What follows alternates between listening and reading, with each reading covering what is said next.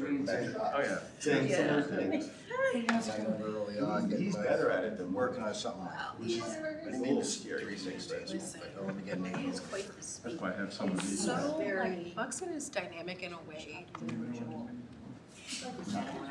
Hey. This is gonna be, but I'm Sorry, Senator Hopkins told me now. I hear him. yeah, I'm not. I don't know why I'm his pet planner. How can I help him?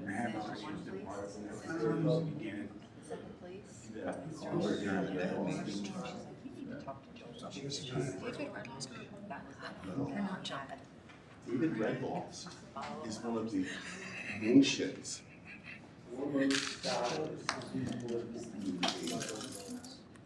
especially in the role of emotion. So when you saw me off to the Don't side know. at Killen's Pond, this is what we do once a week. Later. We're I researching. read the man's research. Oh, yeah. His psychology background. It's with a nice science. I am here tomorrow. Yeah. He's into it first. It's hard to like. He can tell But Yeah, I see it, but I wonder what. when I use words like vibes, vibes. He knows what the. And he practices what Yeah, but are you, and I think that's all Kent County? things like David. Either one. Last few years. I haven't heard from him today. I know how to. Did. And South. I know how to. That's in the middle. You know, I hear you say. I would also, I would love that. I would also like to be first because I've got it will take about 3 minutes. The only reason I would move back south is when I first moved to Number 3 on the Greenway. Yep. I lived in my house. Even though my stuff is on the agenda a month ago. Thinkers, like in that area. Not hanging I around. would watch probably like 4 to 5 times a year to see if that's for sale.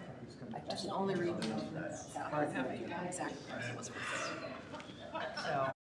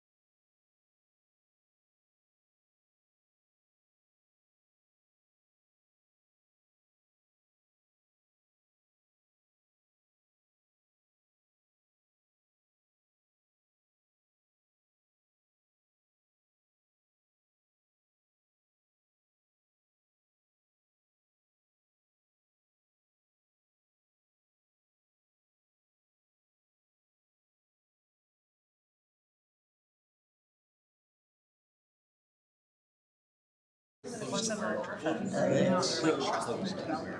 guy, this thing is weird. It's a viral. You want me to send Be like, at least you're Strict by like. We shared that, and I think it's a real. not that for some reason you got password thing. Tried to make this up. So when I see her share things,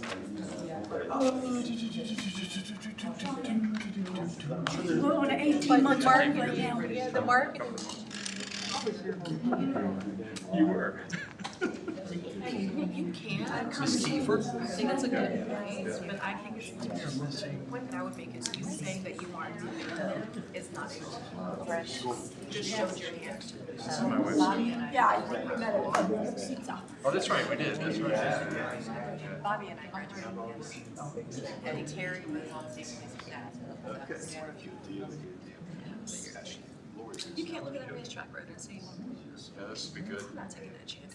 We've got a 2-hour time slot, so it's great. We're only gonna take an hour and 59 minutes. Okay, good deal. yeah, I mean, It's tough to like jump into it. what I'm trying to Glad do you're is here. make You're already good at it. opportunities to Yeah. speak out. I thought it was a NACO thing. I think there's a lot of things that we Not do. me. I'm not a, King Conservation District thing. I have been. We have enough. We're just gonna check to find, send it to us. I don't have anything. I was on connected to my phone. Now I changed it to the county's, They're unavailable online. We'll talk to him just through iLegislate. I think there's we. That's exactly what I'm using. That is amazing. If I could have everyone's attention, please. Cool, especially for reading that line. Thank you for attending the Kent County Levy Court Workshop Meeting tonight. The agenda, Tuesday, August 25th, 2026, here in the caucus room at 555 Bay Road, Dover, Delaware, 19901. This time we'll turn it over to Administrator Sipple. Thank you, Vice President Scott. This workshop will be being held in person at 555 Bay Road, Dover, Delaware, in the caucus room. We'll also be making it available via the internet through WebEx. Participants can join us by phone or by computer during the meeting. Workshops are the opportunity for the Levy Court Commissioners to publicly discuss policy issues among themselves and with staff. While members of the public are welcome to observe, participation is normally limited to the commissioners and staff. There will be an opportunity for public comment for those attending in person or online. When the Vice President opens the public comment period, those attending in person may raise their hand and be recognized. If you're joining us by phone or wish to comment, press *3, which will raise your electronic hand. Our operator will identify you and bring you into the meeting. Pressing *6 will mute and unmute your line. If you're online, you will see a hand and microphone icon at the bottom of your screen. Please use those at the appropriate times. This meeting is being recorded and will follow the rules and procedures adopted by Levy Court, as well as the Mason Rules of Order. Back to you, Vice President Scott. Thank you, Administrator Sipple. This time we're going to call the meeting to order. Determination of a quorum. We have 4 commissioners present. Mark, do we have anybody online? Yes, we do have, no, I don't believe we have any commissioners online at this time. Okay, so we have Commissioner Hertz, Commissioner Hall, Commissioner Sweeney, and Commissioner Scott is present for this evening's meeting. And we also have the county attorney online. At this time, we'll turn it over. How are you? Can you hear us okay? I can hear you just fine, thank you. Okay, thank you. This time I'd like to turn it over to Joel Hopper for our First Aid Honor Flight presentation. Thank you, Vice President Scott, and I'll actually cede that time to the First Aid Honor Flight, Trish and your team, if that's all right. So, and you're welcome to stay there or come through the table. Okay. Thank you for having us. You want me to sit, stand? Sure, sit, relax, have fun. And this is, That's it. Bill's gonna have a seat with us too? So, no, I'll just talk. We're really thrilled to be here, but we have 2 agenda items really. Number 1, to let you know about First Aid Honor Flight. This used to be covered by National Capital Region, which was out of Washington, D.C., and they'd done 2 trips, one in '24 and one this past April. But we, with the 72,000 veterans here in the state of Delaware, decided that we needed to have our own honor flight, Our president, Steve Abdallah, is not here tonight, but Steve is our president. Trish and Lee and Sue and I are all on the board.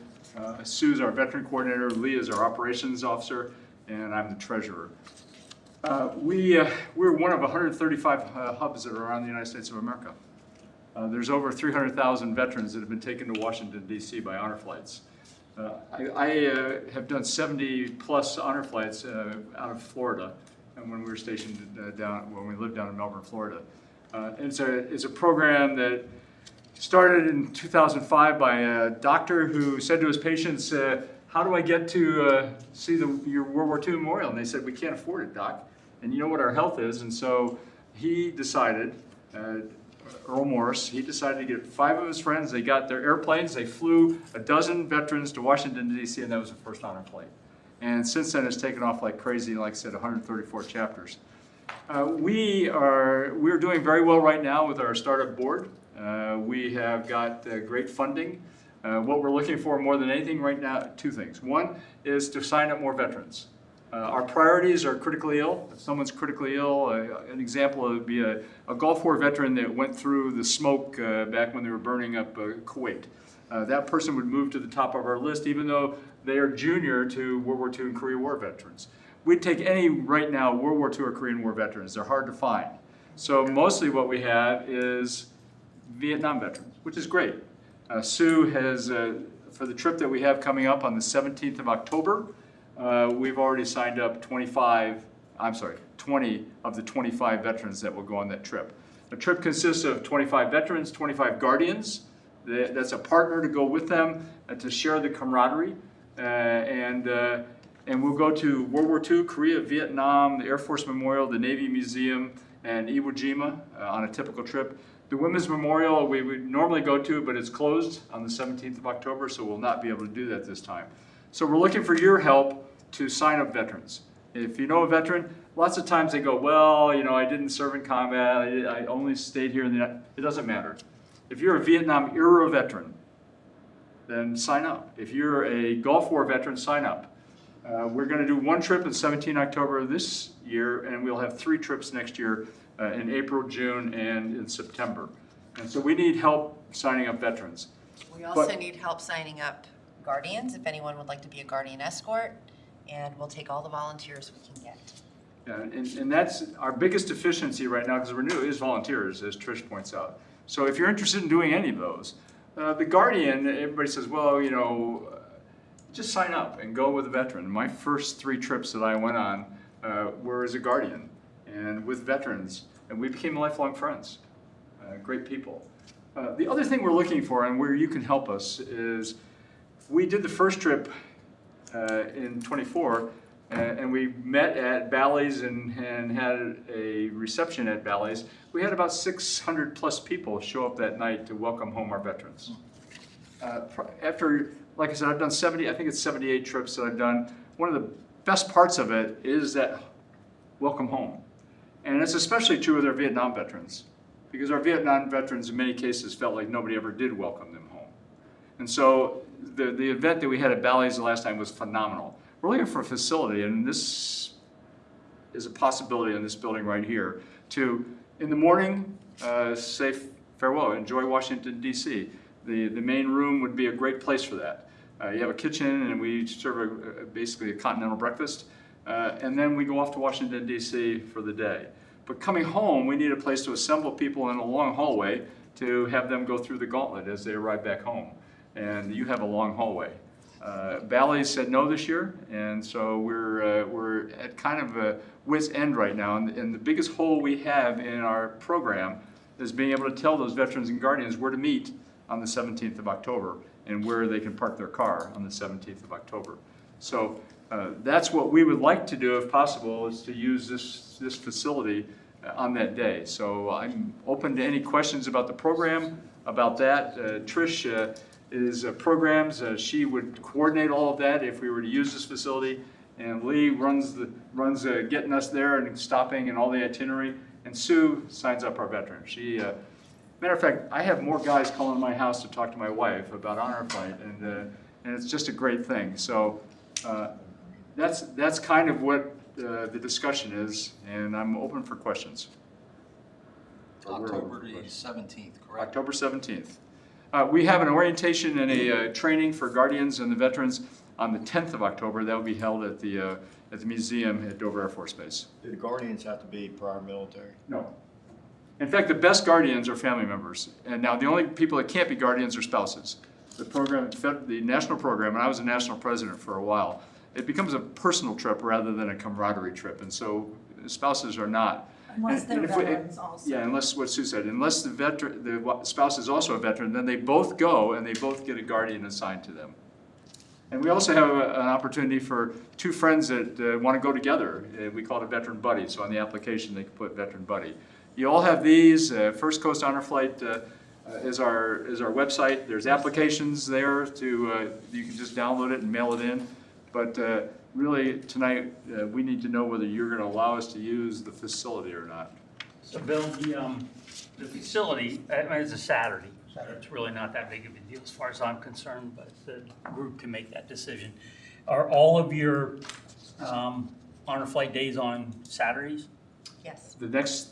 Yes. The reason I ask is because what you don't want to do is say, oh, it's in October, so we're meeting at the Levy Court building, but the one in April, we have to meet down in Harrington, and the one in... The reason we do Saturdays, Jump all around.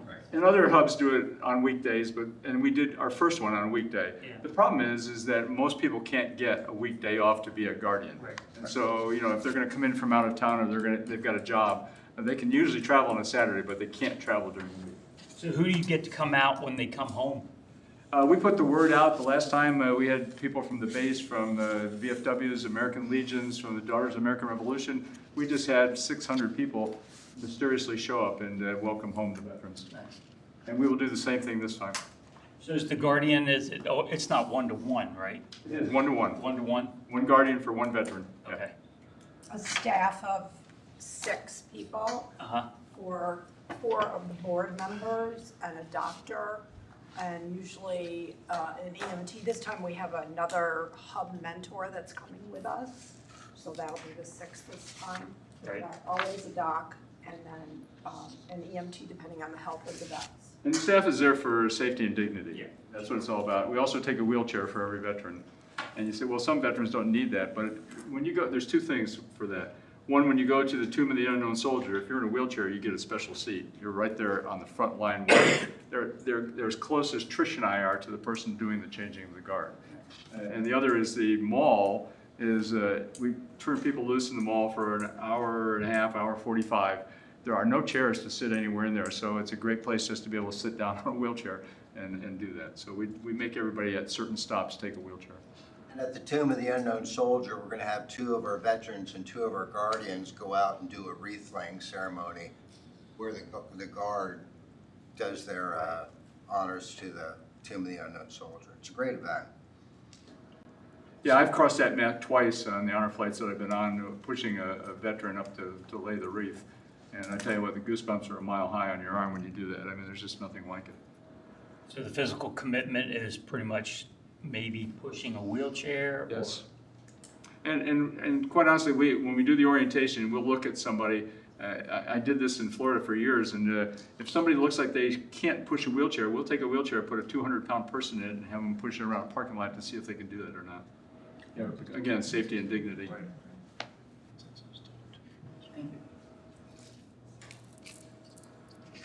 I don't have no questions, but I think it's a no-brainer. Yeah, I think it would be a positive thing to Being a we can get veteran. a general consensus of the use of the facility on October 17th. And we understand there may be some requirement for some money to cover staffing to keep it open in that evening. You know, if the city covers that, it's even better than that. But if there is some requirement, that should not be a showstopper, because we really do need a place similar to this to do this right. Yeah, And and what we unbeknownst- need is basically from 5 o'clock in the morning till about 8 o'clock in the morning, and then again around 8 p.m. to 9 p.m. Then unbeknownst to the veterans, they think they're coming home to go back in their cars and go to their hotel or go home. They don't know there's a welcome home ceremony. So I went to the one in 2024, I went to the American Legion to the dinner and then went over to Bally's, and it's just unbelievable, the people there and the veterans, their reaction. And I mean, if you can go, I recommend you go, but just the reaction, the honor. The and so on emotion and so forth. is unmatched. Oh, I'm sure, absolutely. The only question I have for you about you said continental breakfast, does that mean you would be bringing food in? Yes. Okay, because our kitchen, it's a small kitchen. No, we'll bring food in. No, we would bring everything with us. And Trish, that's one of program responsibilities, and so she would be the person doing that. She cooks. Yes. I don't know, I can buy it. So I'd be, first of all, the immediate question is October 17th, because it's right around the corner. I'm okay with that. But I also would be okay with Joel and his staff working with the Honor Flight group to start looking at the next 3 dates in 2027. I have those dates. I'd be happy to give them to you. Commissioner Hall? Commissioner Harkness, good. Commissioner Angel? I have no problem. 5 up, unanimous. And you have several veterans on Levy Court that need to sign up for an honor flight.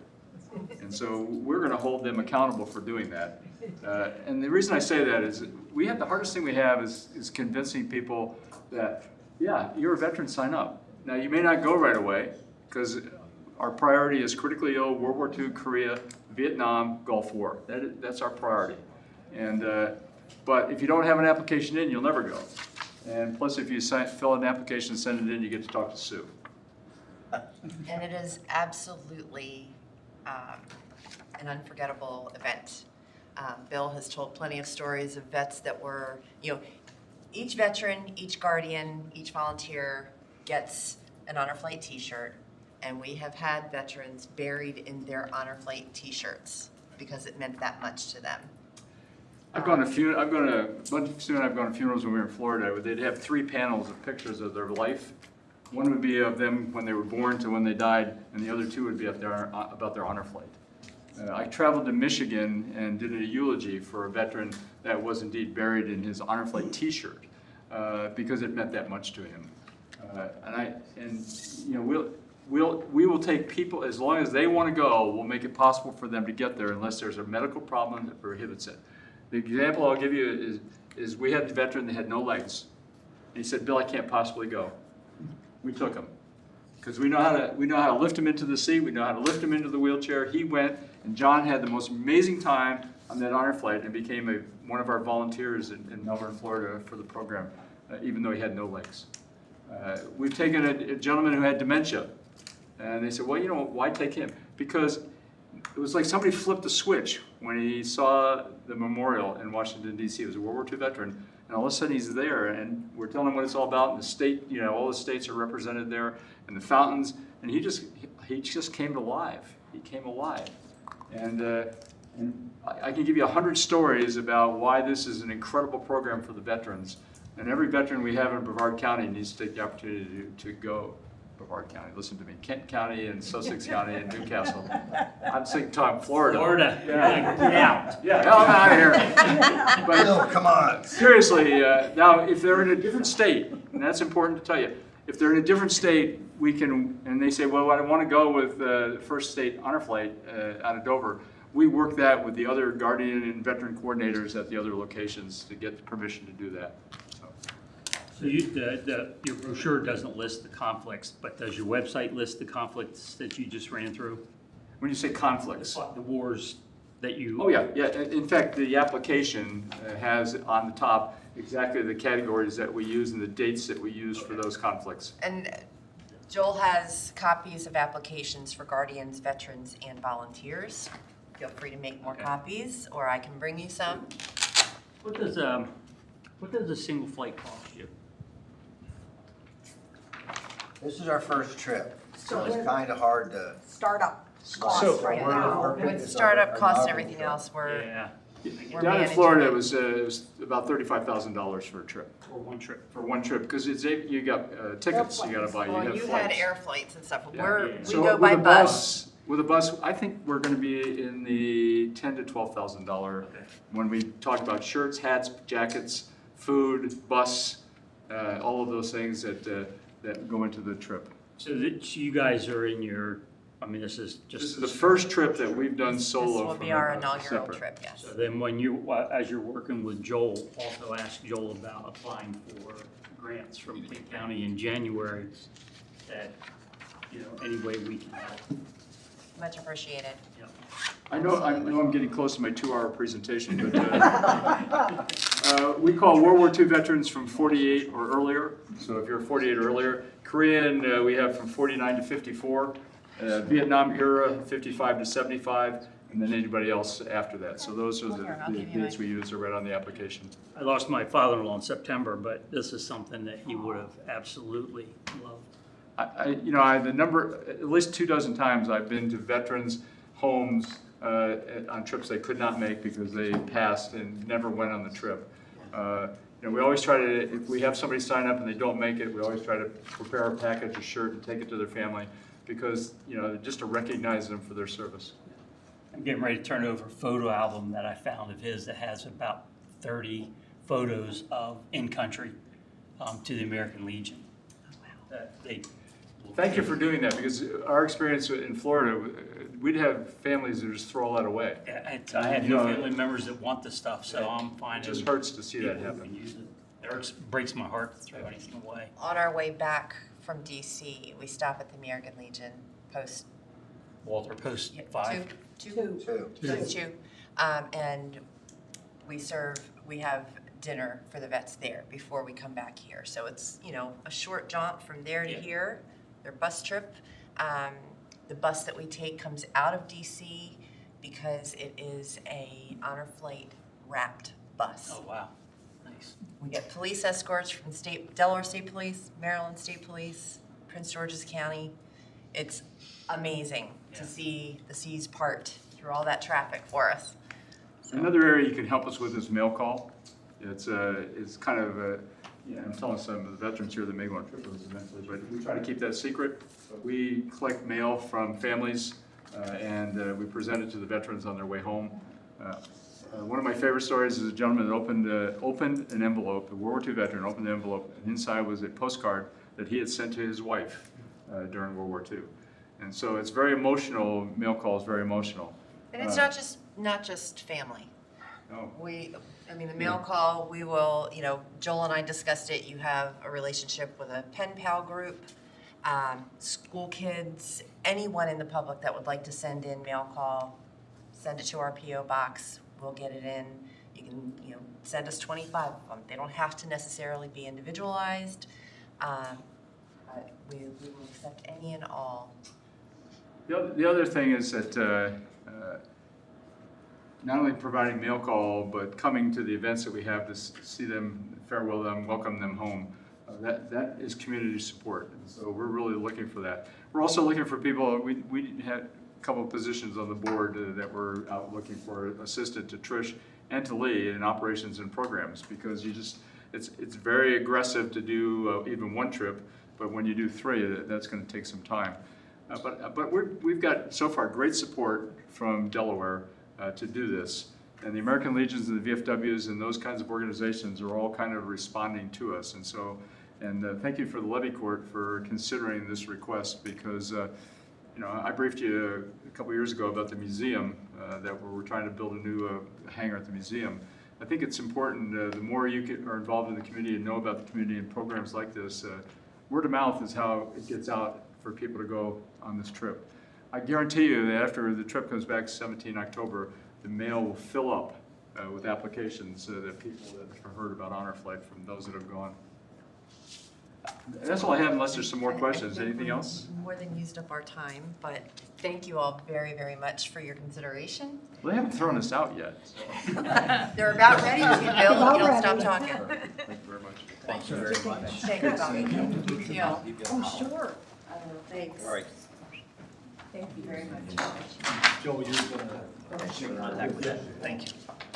Noted. Appreciate it, thank you. Oh, sir, thank you. Sure, Sure, I used to work for the Army. Thanks. Thank you very much, take care. Anyway. You're going to have to give them to me. They're the American Legion. That's a good one. Okay, next item on the agenda, the Eagle View contract renewal. Susan Durham. Yeah, nice to meet you. Good evening.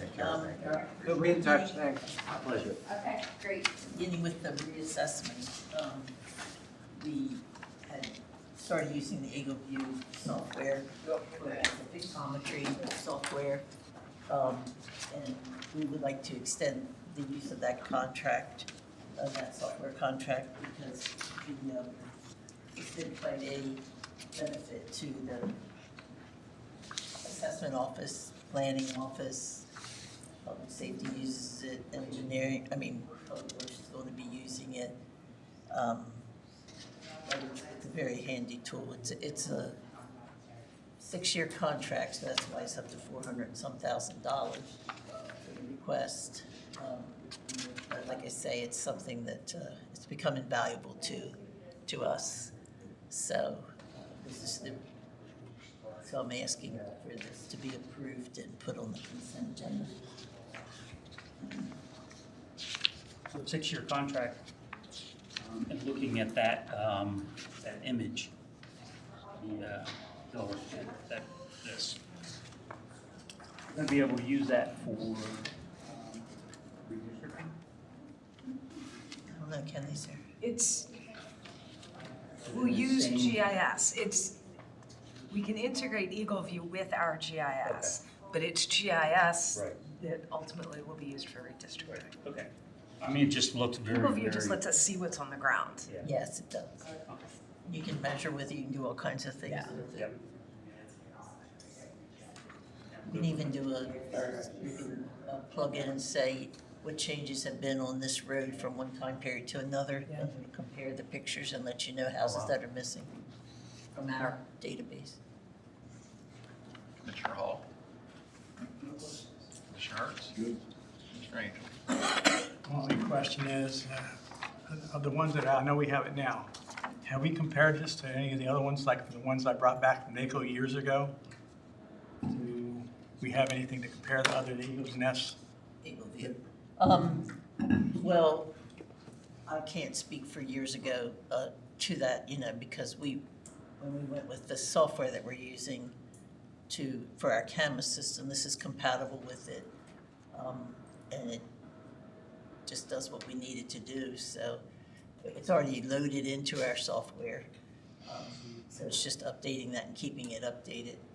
I can't say whether, at the time when this was selected in 2021, we compared it to a couple of things, but I don't have a clue whether it was to anything brought back from NACO. And I'll just add that I did attend NACO in New Orleans a month or so ago, and Eagle View was there. And it is, from my perspective, from a public safety background, we have used it for years, and it is the premier software out there to be able to see your aerial photography. And So you probably did bring that back from NACO. It's probably one of the things you did. The state of Delaware uses this, our 911 center uses this on a daily basis to be able to see really granular down to the aerial photographies of For Eagle View, it was called pictometry. Pictometry with the Eagle View. Yeah. Well, and before we changed over our system, it was not compatible until we got into the new system once we got it started. So that's why I was asking. Okay. Thank you. Show of hands for consent agenda. 5 up. Okay, next item, SL 2501, the landings, cash in lieu of active open space requirements. Thank you. Sarah? The Landings is a 10-lot subdivision outside the growth zone near Lipsick. Because it's outside the growth zone, large lots, and a very small project, they were hoping to not have a HOA of any sort. And in lieu of the half-acre of open space that ordinarily would be required, based on their appraisal, they're offering the county $10,000 toward parks in lieu of open space. This kind of project is exactly why we include these. So staff would recommend approval, and I'm looking for approval. I'm happy to answer any questions. Commissioner Angel? Sarah, is this in the flood zone area of my district? There is floodplain. The lots are not in the floodplain. I know the lots wouldn't be. Right, they are not permitted to be. What about the areas? There are areas on the larger, because it's a 187 acre property, most of it not subdivided. So yeah, some of it is in the floodplain, but not where any.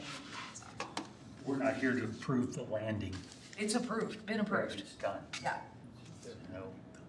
The only question before you is, will you accept fee in lieu of the half That acre? $10,000 goes into the Parks and Rec. Sure does. That was my next question. Thank you.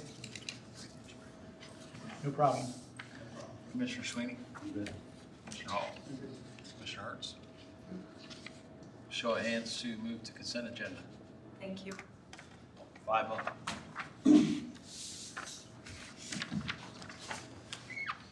SL 25-01, the landings cash and blue. So at this time, we'll go into public comments. Public comments? Ma'am?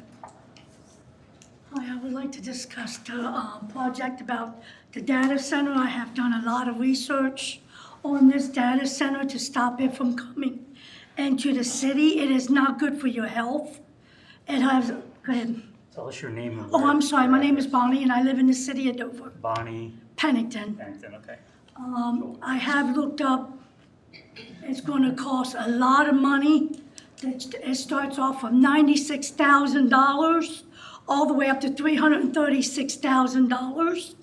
We also have to, if we open up a data center, we also have to have another electric company put in here. And in my opinion, the city of Dover cannot afford something like that. We have a lot of elderly people that live in the city that already have mental problems. They have asthma, they have breathing issues. For instance, my husband is on a breathing machine at nighttime. He has to sleep with this every night. This data center is not something that I am recommending for anybody to agree on. My best opinion to everyone in this room, I would research really good before you make that final decision, because there's a lot of issues with this data center. If the electric goes down, the data center can go down for 3 months. It is ran by a generator. A generator stays on 24 hours a day, 7 days a week.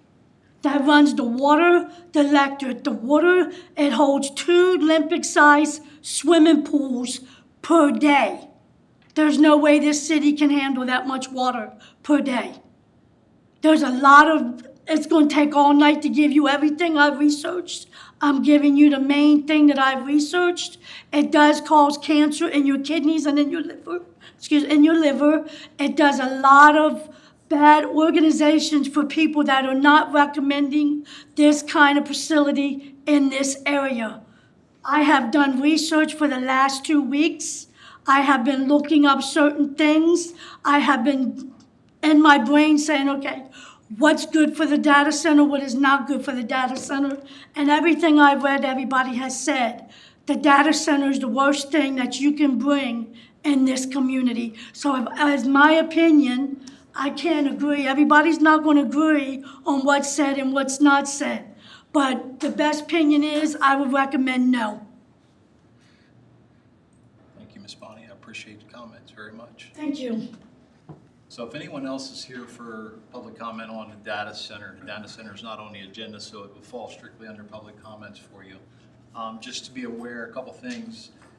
The county has no control over municipalities, what they do with data centers or do not do with them. So we don't have any control over Dover, Milford, Harrington, or any of the rest of them. That's each municipality is on its own with that. It doesn't rely on the county for it. Okay, because I was misread then, because I had got a paper That's fine. saying it was about Liberty Court, 6 o'clock, data center. So just to bring you up to speed real quick, I guess if the attorney, if I'm improper at any time, please stop me. But last month going into last month, we had 0 protection for data centers. Created an ordinance, our planning department created an ordinance to give us the highest level of protection that we could have for right now. There is a couple of things that will be addressed moving forward in the near future with amendments to that, hopefully to make it stronger. So, but I mean, we're definitely here to listen to your public comments in reference to it. So, Yeah, I also have one. Hi, I'm Melissa Beecham. I live at 122 Fairground Road, Harrington, Delaware. I'm asking you to take a thoughtful approach to the data center and putting the reasonable protections in place before approving them. Obviously, you've done that with your ordinance, but the first one that I was concerned about would, with the conditional use, be that data centers should be a conditional use, not an automatic by right. That this should allow each proposed facility to be evaluated based on the location and its potential impact on the surrounding community. And second, that data centers should be prohibited on sites served only by private wells. These facilities can obviously, like she stated and anywhere else, require significant amounts of water, and residents who depend on private wells like myself should not have to bear the risk and reduced water availability and output or impacts to our groundwater based on that. So finally, I just ask that you establish more stringent rules with that, along with the nighttime noise limits for data centers, so that the constant hum of the cooling equipment can be very minimal within areas that because most of the rural areas are quiet at night to keep that. So I'm not asking you to prohibit them, obviously, because the ordinance doesn't outright ban it, but to regulate them more responsibly, protecting our residents and making sure development happens in appropriate locations with the proper requirements. So. Ma'am, you do understand they're only allowed to go in industrial parks, correct? I know that, but what I'm saying is with the ordinances, I just want to make sure that they're not near the wells, because like prime example, this, and I know this isn't a fault to you, but it does fall in Harrington, like the data center that they wanted to put, or they had brought up to add as a conditional use was the Old Burris plant. The Old Burris plant is a stone's throw away from my house. I live right on the outskirts of city limits. So if there's any water issues or if they tap into any of the aquifers in the ground, my concern is that it would affect my well, which is right by the data center. Like, you know, if that water is in the ground, you know. So that's one of my concerns. And even though it's outside the limits, I live slightly outside the limits, it's within city limits of that. I'm in the county, so therefore the county ordinance would affect me, because whatever it would affect, the sound would still hit me. You're not in the city of Harrington? No. I live right on the line. I live on Fairground Road, so I live, my road, the middle of the road divides us, so I'm right on Kent County land. We have no control over that Burris site. That's the city of No, Harrington. I know that, and I already know what's going on there. I'm just stating in general before the ordinance that you guys have, that the ordinance are very strict in that it's not a by right. Any of the ordinance, that the language has the by right removed for it so that it can go up for public opinion and public comment, and that you are obviously taking account to any well water that may be affected or impacted, correct? I mean, let's be honest, I mean, all the water seeps into the ground and the well water goes somewhere, whether it's coming to my well or it's going into the town, right? So that is a concern. So, and then the lastly, obviously, is just noise. Those are my three. So as you're looking at that ordinance, being very stringent with it. So somehow you found out that there was something going on in our meeting tonight. Yes, I was under the impression that we guys were going to be talking about the potential of making the data centers Conditional, not by right. yeah. So just follow those same sources, because it'll come back. Just keep following whatever sources let you know that there was going to be a meeting tonight, whether it's. There's actually a magnitude of items in reference to data centers. And the other thing to keep in mind too is just because the buy right is removed, doesn't mean that you can have 1,000 people come in here and it doesn't mean it's going to stop it. And it's not necessarily going to stop it due to a commissioner's vote. Right. But it has to be within reasonable limitations. Right, and that's where I'm going for, is the reasonable limitations. I'm asking you to obviously. And I'll say it out loud, I'm all for everybody being heard. I mean, I have no problem with that. So, and with that being said, Joel will have a timer so that we can make sure everybody gets an opportunity. And we're going to go to 3 minutes. Joel, the next speaker. No, you're fine. Hello, I'm going to come up here. Marissa McClellan, Chapter Environmental Justice Organizer for the Sierra Club Delaware Chapter and Facilitator of DCLEAR, the Delaware Data Center Coalition for Local Environmental and Accountable Regulation. Also, thank you to Melissa, I didn't catch your name, but thank you to you for speaking as well. I've been talking with folks across Kent County for months now. I coordinated the defense against Project Washington and the White Cliff Creek Data Center in Newark. I agree with everything that Melissa said. What I am coming here to ask is that Kent County Levy Court has already sent a very strong message with the passage of LC 2606. We were just in Harrington last week. They had an ordinance in front of them that was basically, it was going to be a conditional use in manufactured zoning. What I need and what the county needs is for this body to get it done and get it done right quickly so that I can just hand that ordinance to Dover, Cheswold, Harrington, other areas in the county as it is and say, replicate this. With all due respect, the problem with doing it quickly is you make a lot of errors. No, and I understand that, but we have known that data centers are on the precipice for at least a year now, and so I know compared to other bodies, this body does, well, even if they weren't actively here, like Delaware has been talking about data centers at mass for a year. And so if this body takes a longer time to get ordinances through, I trust that y'all are working on it. The public needs to see that urgency. There's only so much I can tell people, trust them in what they're doing. If there's not the transparency that like, we're working on this, the soonest you'll hear about it is this date. A lot of people have never engaged with Levy Court before this process. And so I know that when you move fast, it doesn't always have the best result. I understand why you did what you did last month. People really need from this body like a solid plan, a solid commitment, and some transparency on timing, because there are other municipalities like Harrington that are waiting to see what this board does so that they can see what is possible for their own areas. What I can't do right now is play whack-a-mole with every single municipality and the county.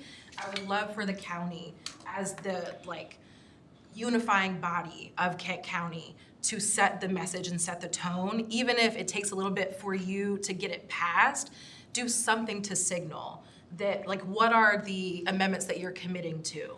What is the timeline they're gonna come up? We need those things and they need to be searchable, which is another thing I found out about this body. Not all ordinances are like readily searchable if they're not actively on an agenda. Your staff has been amazing at like getting the ordinances to people, but for folks who've never engaged in the process, this is my job, this is not these folks' jobs. And so just like appealing to y'all to work with us a little bit. I'm also aware that sometimes this is folks' first time advocating for something at all, and folks are a little imperfect. A little bit of kindness goes a really long way. My job is having people come to me with their passion and responding to them with what is practical and what is possible. So I just ask you to continue to join me in that. I'm very reachable, talk to me about anything. Thank you so much. Thank you very much. Next. I'll say something. Sure. My name is Joy Woodruff. I was just emailing with you.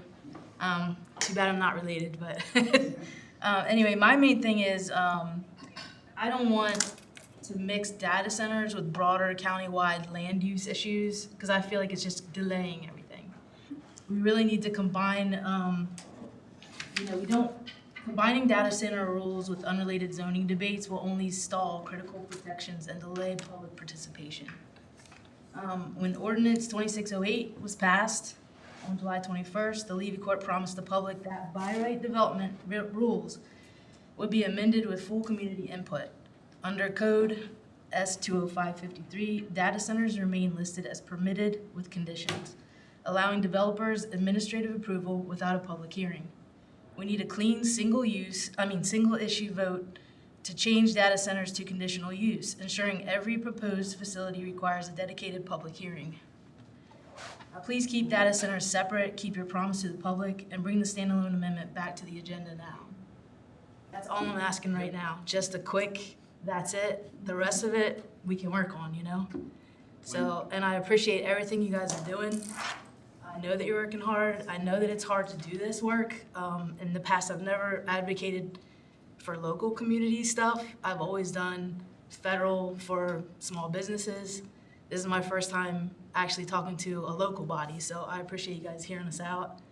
And don't judge a book by its cover. I was like on my way home from work, and I was like, I gotta hurry up. So thanks a lot, I appreciate it. Thank you very much. Next. I don't want to belabor the issue, but I do want to say I appreciate all the commissioners and everyone on Levy Court, the hard work that they've done in trying to vet this very contentious subject.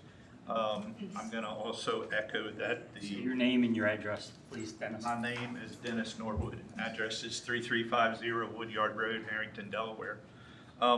So essentially, I think we're pretty much on the same page, most people here. We want you to eliminate the by right, put it through an actual public hearing process.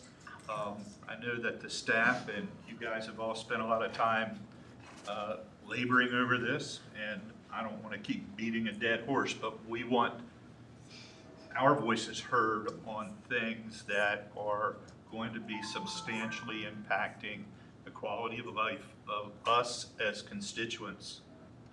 Those data centers aren't going to vote for you guys. We are. Okay?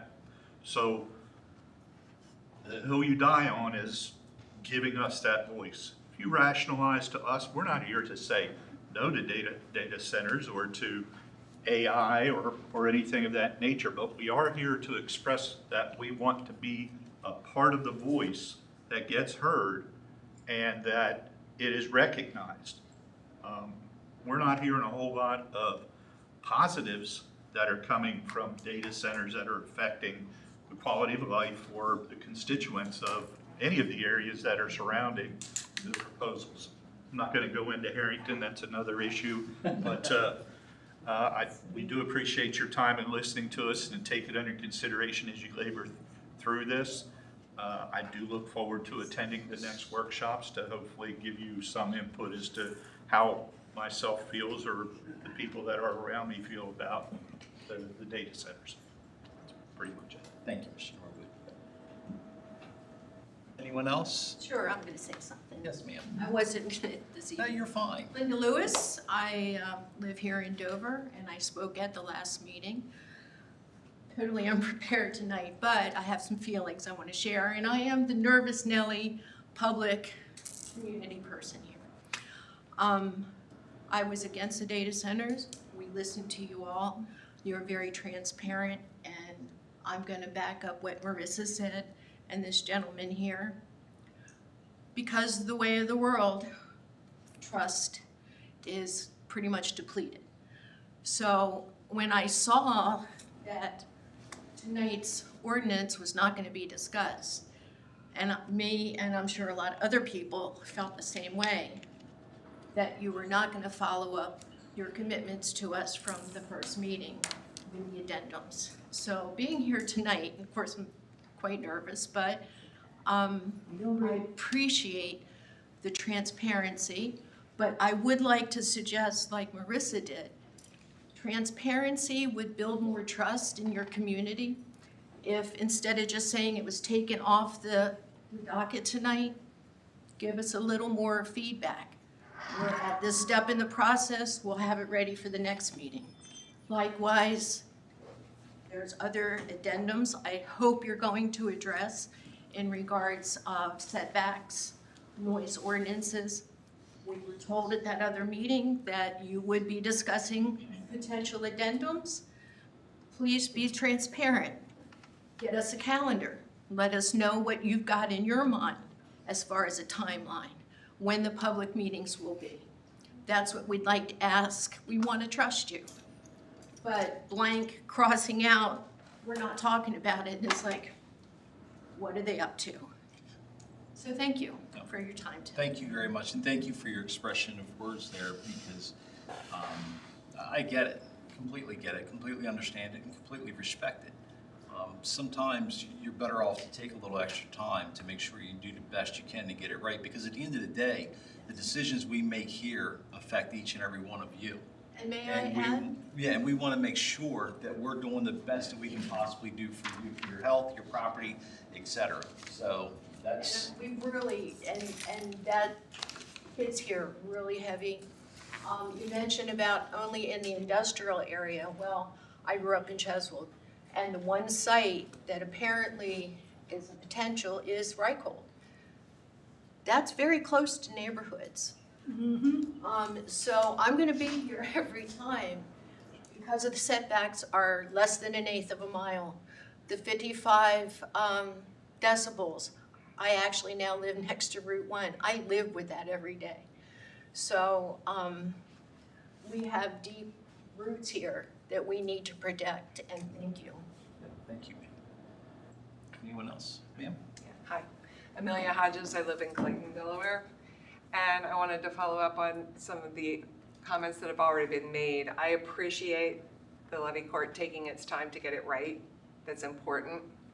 But I also know that these data centers are moving quickly.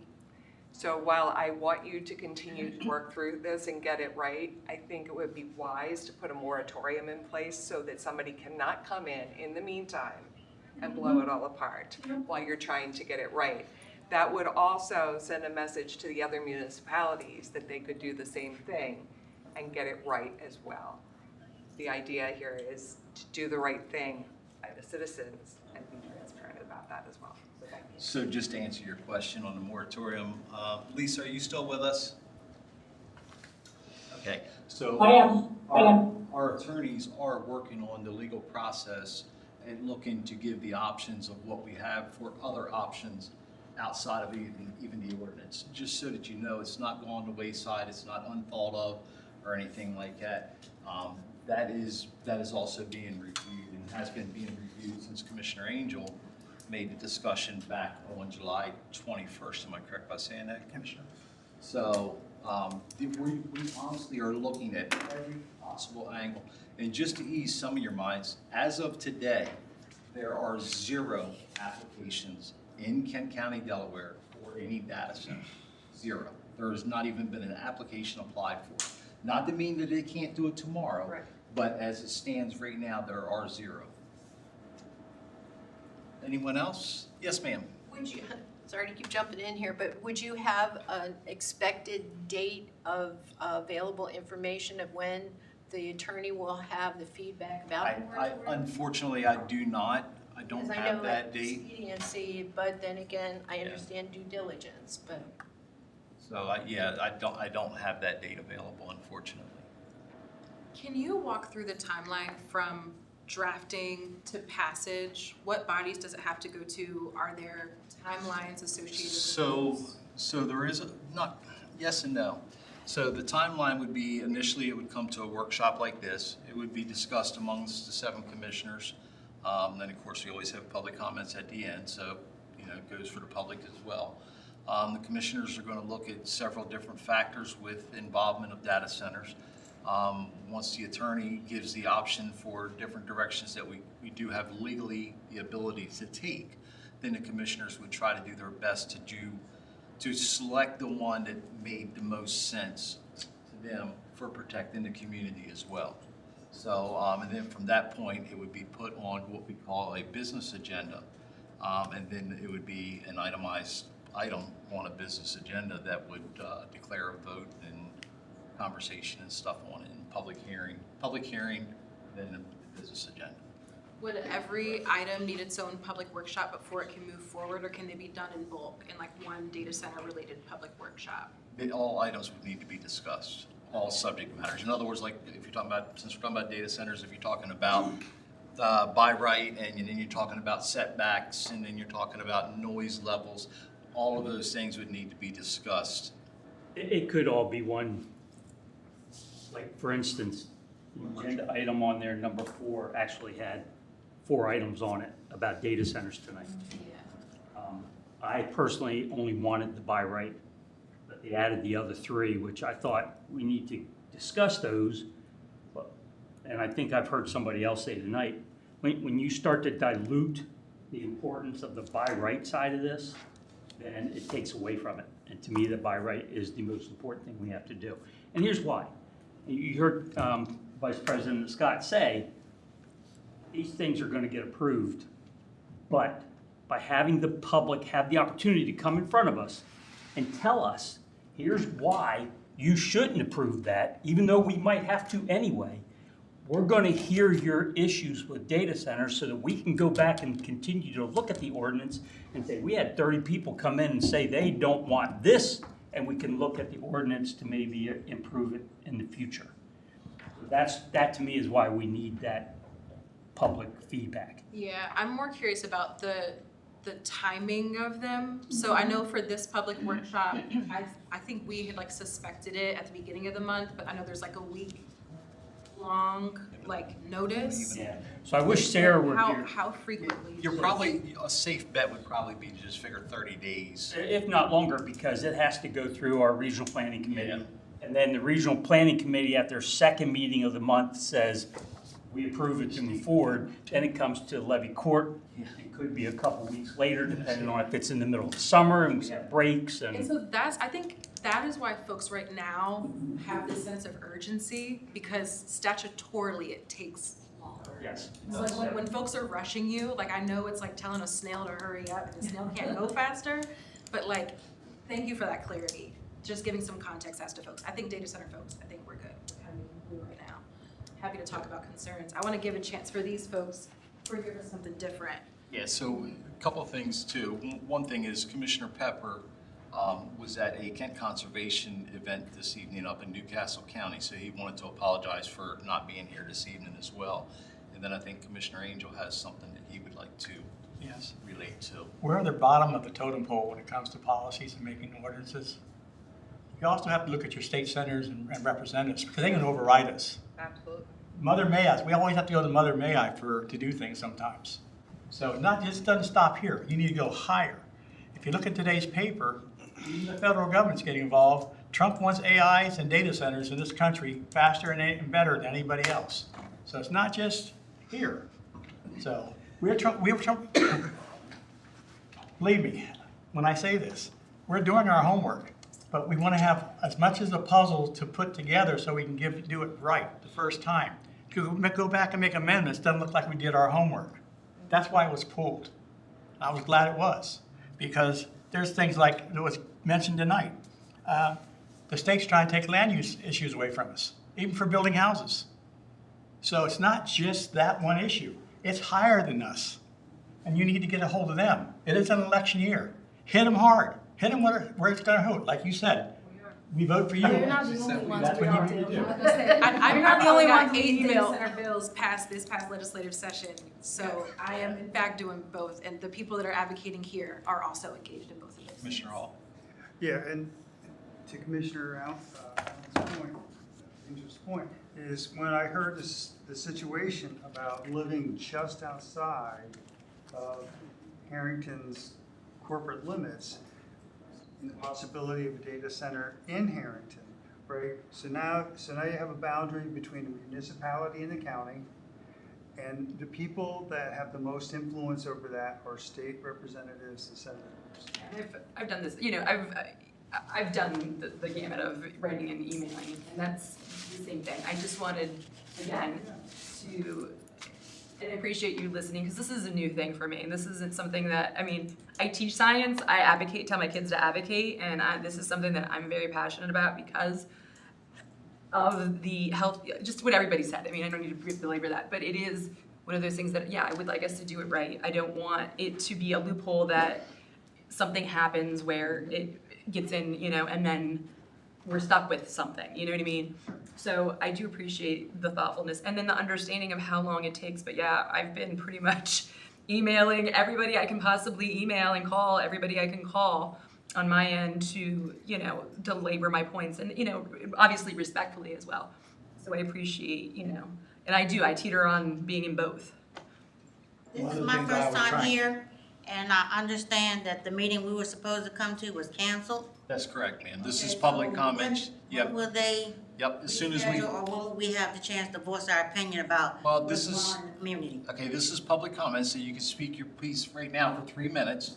At the end of 3 minutes, we would ask you to stop so that everybody else can have an opportunity to do so as well. The main concern is on Star Hill. There's getting Harmony Hill too. Well, what is your name, ma'am? Donna Barnes. Donna Barnes, what's your address? Excuse me? Your address? My address? 63 Vanessa Drive. Can you come right up so we can hear you? 63 Vanessa Drive, Camden, Delaware, 1993401. My concern is that they're starting to build a Harmony Hill 2 in the neighborhood, and there's no way for them to get in or out that development. And they're trying to come through different areas that's not reasonable or sensible for them to come through.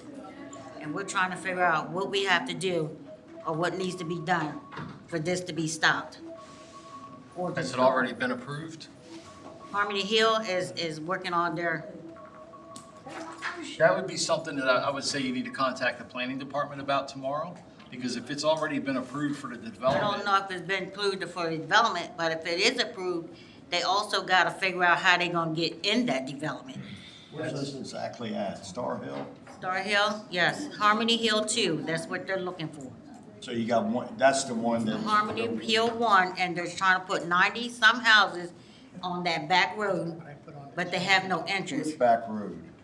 They're either gonna use Head Start Lane, or they're gonna try to use Vanessa Drive, or they're gonna have to go through The Harmony one Hill. they talked about, one entrance in and one entrance out. Ma'am, this is on the agenda for September 1st. September 1st? Next Tuesday night. Yep. There'll be a discussion point at the Levy Court meeting. Yes. No, in the chamber. In the chambers. In this building, but in the chambers itself at 7 o'clock. Well, maybe that's what they've been talking about, 7 o'clock Yeah, next week. Tuesday night, That's next September week. 1st. Yes, ma'am. Because we was told this Tuesday. And ma'am, Yeah. I also asked the county administrator to put it on our next meeting with our senators and state representatives as a discussion point, because we have safety issues for an ambulance or fire truck getting in and can't get out, or somebody's life. So we're on the same page. As I always say, I want to be on the same page in the same book. I don't want to be a different book. I want to be on the same book. So I've asked that to be major discussion when we meet with our senators and representatives to try and get that changed at DelDOT. The DelDOT does the roads. DelDOT can come in and take everything and make it a interest for them, is what you're saying? No, DelDOT's got a DelDOT. It's a 20-foot road instead of having a 26-foot road, which would allow two-way traffic for buses and we've tried to get it to where it would be a 26-foot wide road, curb to curb, and they won't let the county extend the roads. They keep it down to 20 foot, and it's stupid. I build roads for a living, and it's stupid. So we as a community need to come back on September 1st. September 1st, yes, ma'am. Yes, ma'am. If you look on our county website, there's meetings and agendas. Look underneath there, and you'll see the postings there. But it's always been scheduled for next week. Okay. 7 p.m. Yes, 7 p.m. Okay. Okay, I'll take All that. right, well, thank you. I appreciate it. Thank you so much. Because I have a lot of things I need to say. And I appreciate you all taking the time. But I got some questions when you all consider. I got one question too. Do they take into consideration of wildlife in that area? Because my back of my property butts up to that property they want to construct. And I have turkey, I have deer, I have fox, I have owls, I have rabbits. Anything you can name is in my backyard. The ordinance, because of ordinance 23, that thing's gonna go. We have no say over it. Yeah, and it's not far from a stream that runs down in the branch. But the legislature just passed the ordinance 23, which basically took the power away from us to deny any development. Yeah, It's called SB 23. The only reason it's coming to us is because RPC, I think, went to a 3-3 vote. Yeah. And that's the only, if RCP had passed it, we would, it's going to go. See it. We need to know. And that area is, Regional planning. area right there on 13 is so overwhelmed. If we turn it down, the state's going to step over the line and approve it. We cannot turn Literally, it the down. RPC or levy court. And that's, have the not- state just passed that 23. It's gonna be a mess. As much as I hate to say There's that. nothing we can do. You can talk to your state legislators. Well, I'm gonna definitely do that. I'll tell you who to talk. Lyndon York. He's probably your representative. Talk to him. Definitely. Thank you guys, appreciate you. Yep, Thank no you, sir. problem. So, yeah, we'll be here next Tuesday night. I appreciate you, All right, sir. thank you. Thank you. I'll see you all. I do not. All right, thank you very much, my friend. Thanks, guys. You take care. All right. I'll see you at the next one. I'm gonna do something right to Lyndon. Commissioner comments? Mark, I'm sorry, is there anyone online? For our guests just joining us online, if you'd like to make public comments at this time, please indicate by raising your electronic hand or pressing *3 if you're joining us by phone. I see no hands raised online at this time, Mr. Vice President. Thank you, Mark. Lisa, sorry to keep you so long, and sorry if we got off track with responding, but I think in all fairness, they deserve to have some kind of an answer. No, I understand, and I almost jumped in, but you didn't cross too bad of a line. you were getting me a little anxious, but you didn't cross too bad of a line. I would like to make a suggestion, though, knowing that that is on the agenda for next week, and knowing how many people are going to show up from the data center, I would suggest right on the next agendas that you put right on there that public comment will be limited to 3 minutes per person. I put it right on the agenda. Okay. Yeah, because next week is just Harmony Hills. We don't have any data center conversation next week, but it looks like Harmony Hills is probably going to be a just as hot topic, so maybe we just incorporate 3 minutes. Why don't you just incorporate it from now All on? together, from now on, period, yeah, 3 minutes. You're always gonna have a comment period, there it is. 3 minutes on any I comment. like that. Yep. But thank you very much, Lisa. Absolutely. Next time I'll come see you guys in person. Sounds good. Any subject. All right. Somehow, Have a great evening. anytime they You too. talk is 3 minutes, not just public comment. Yeah, anytime they talk, it's So 3 you gotta minutes. word it correctly, you can't just say public comment. Mark, you have anything? Good. Nobody else online? Jeff? Paul? I'm good. Commissioner Angel? Anything? Good. Thank you guys for sitting through it tonight. I think a lot of what we had here was socially driven and inaccurate information being put out, and Put it out. You need to put it out. I know. Is there a motion to adjourn? no. Okay. We need that so Mark can shut that off, right? The motion to adjourn. Somebody make So moved. Second. motion and a second to adjourn. All in favor, signify by saying aye. Opposed? So carried. Ask you something the other day. I ain't gonna bother you on the weekend. That wasn't about Levy Court, about something. I just can't figure out how to do it.